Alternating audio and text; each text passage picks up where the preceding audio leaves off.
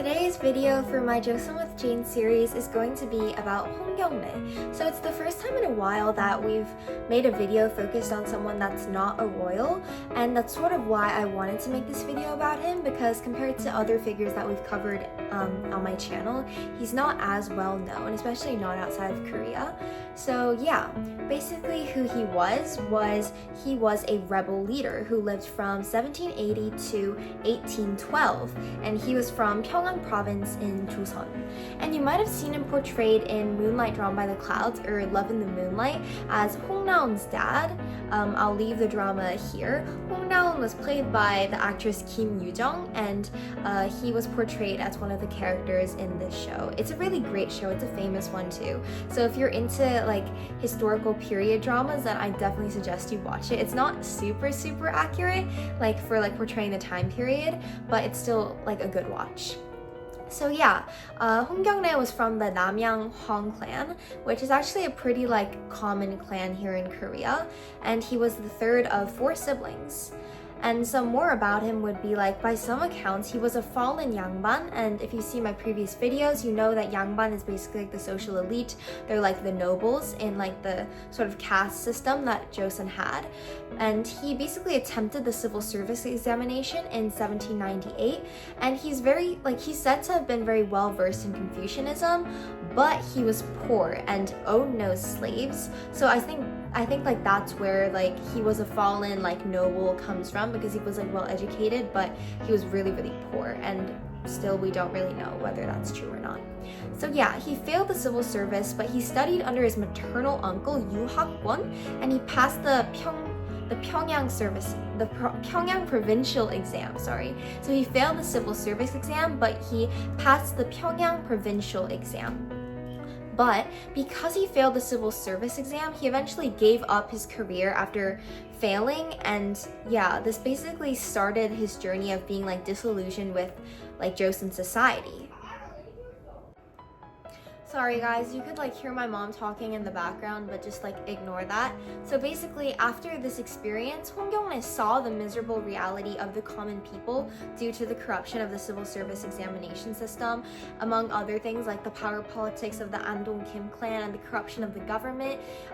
I have a video explaining the government in Joseon Dynasty, so please go check that out if you're unsure what I'm talking about. But they definitely had their issues, and basically he started at this point to criticize the tyranny of the powerful and the oppression of the people. So this is when he really opened his eyes to what was going on around him, and this kind of started his like rebellious journey to like lead that like uprising.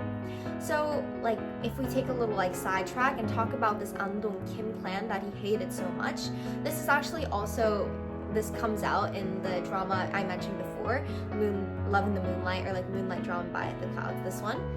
They were a really powerful clan. Like I've explained before, like even now, like I'm a part of the Jeonju Lee clan. All the surnames in Korea like kind of have their own clan, and this clan during this time period was super powerful, and they thrived in the corrupt political atmosphere, and they basically just dominated the government.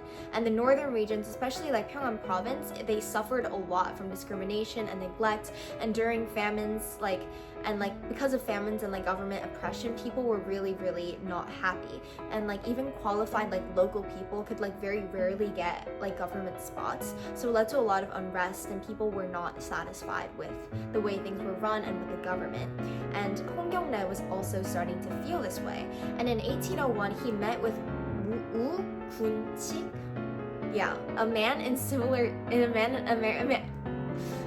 a man in a very similar situation to him, and they started secretly planning a rebellion basically, and after 10 years of preparation, he was able to initiate the uprising in December 1811. Sorry I'm like tuktakkoryo a lot today, but like bear with me. So yeah, and the uprising initially had a lot of rapid success. Like they managed to capture 8 towns north of the Chungcheon River during the first 10 days, which is amazing. But eventually like internal conflicts and like attempted assassinations and counterattacks by the government weakened their movement, and like there was even like someone who betrayed the movement, and it was really bad. And after a long siege in the Jeonju fortress, government forces surrounded and basically starved the rebels out. And on the lunar calendar, on April 19th, 1812, the fortress fell, and Hong Kyǒngnae was killed in battle.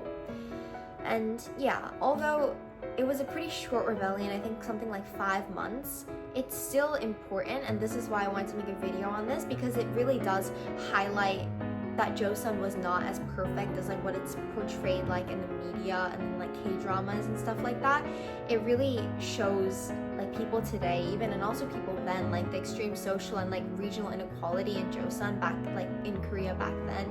And it's really become like, even back then it was used as like a symbol of like regional resistance, and right now from like the modern day looking back, it kind of shows us like what life for a common person might have been like, and what they had to deal with, and the things that were wrong that they wanted to rebel against. This is what I find so fascinating about like rebellions or like revolutions, like not just in like Korean history but like all throughout, because I think it reveals something very interesting and very unique about like the social atmosphere of the time and what life was like for like ordinary people.